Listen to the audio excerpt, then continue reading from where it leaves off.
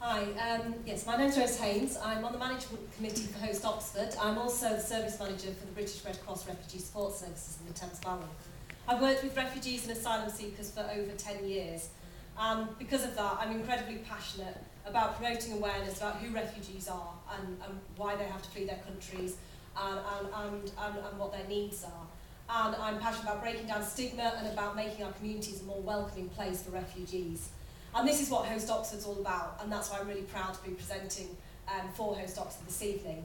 Now, what is the problem that Host Oxford is responding to?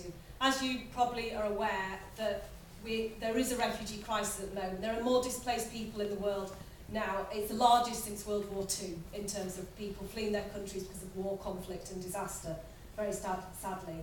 And actually only a very small proportion of those make it to the UK to seek protection. But when they get to the UK, unfortunately, many of them do face destitution and homelessness. People who come here to ask for protection are not allowed to work, they're not allowed to claim benefits, and the very limited support and services that are available to them, they face many barriers in trying to access those services. And for that reason, they often end up in situations of destitution. So what is Host Oxford doing to respond to this situation and respond to this situation in Oxford where we know it is a particular issue? Host Oxford matches destitute, it calls sanctuary seekers, with people in the community who have spare rooms in their houses, and I suppose an open heart, and who are keen to show refugees welcome in our community.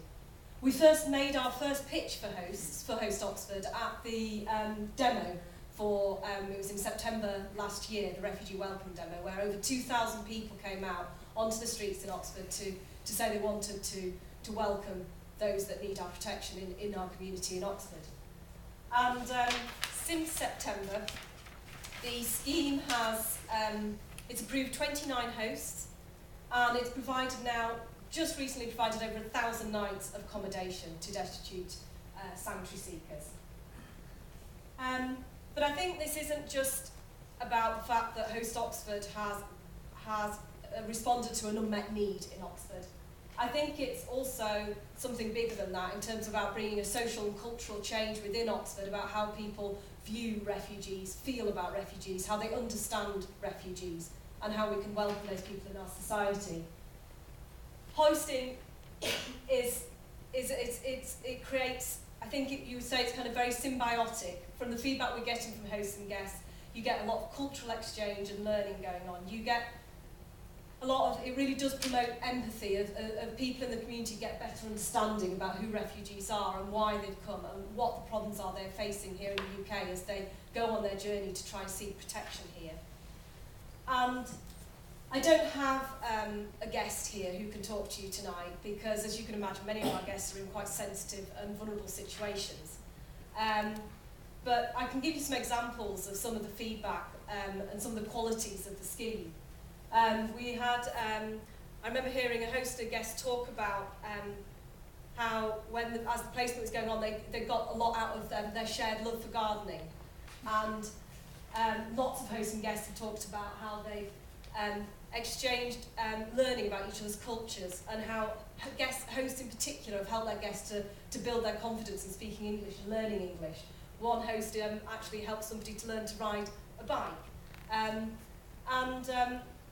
I think another interesting example of one guest said to us who'd been in the UK for 2 years going through the asylum process and still awaiting a decision. And when they went into the hosting scheme, it was the first time that they'd ever set foot in a British household. And that was very powerful. So as you can see, the hosting goes beyond addressing a situation of homelessness. It really does create a situation where people in the community can get to know who refugees are and how we can more positively embrace those people who are here seeking our protection while they're unable to be in their own countries. What do we need the money for? Okay, we're a totally volunteer-led scheme at the moment, and we are rushed off our feet.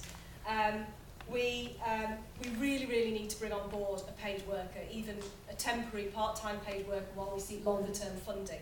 We also need money to help guests meet their essential living needs. We give guests £10 a week for essential things like toiletries and essential clothing. Travel assistance, so guests can get from their host to important appointments with with doctors, with lawyers, with the Home Office, etc.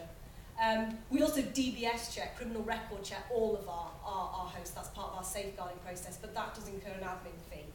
And we also want to be in a position where we can refund our volunteer travel expenses. Just before I finish, I want to say that we do work in partnership with all the organisations listed here. All of these organisations have referred into the scheme, and we work very closely with them as they provide the support to our guests to help them find more durable and long-term solutions to their situation of destitution and homelessness.